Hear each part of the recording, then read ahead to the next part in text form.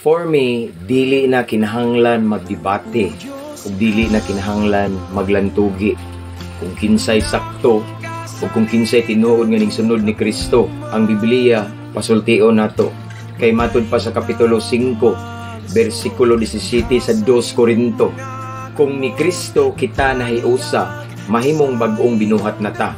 Ang pagkadautan nato sa una nang labay na, nangagi na, karon nabuutan na ta ug maunay lig-ong ebidensya nga tinuod tang nisunod niya.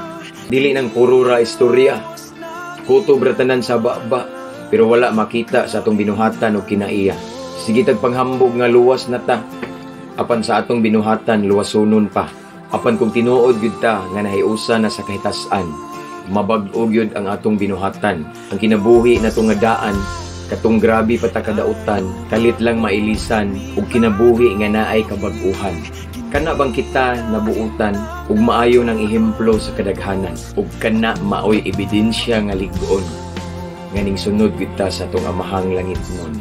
Mabungahong kabuntagon mga igsuon, ampo ug amping lamang kanunay. To God be all the glory.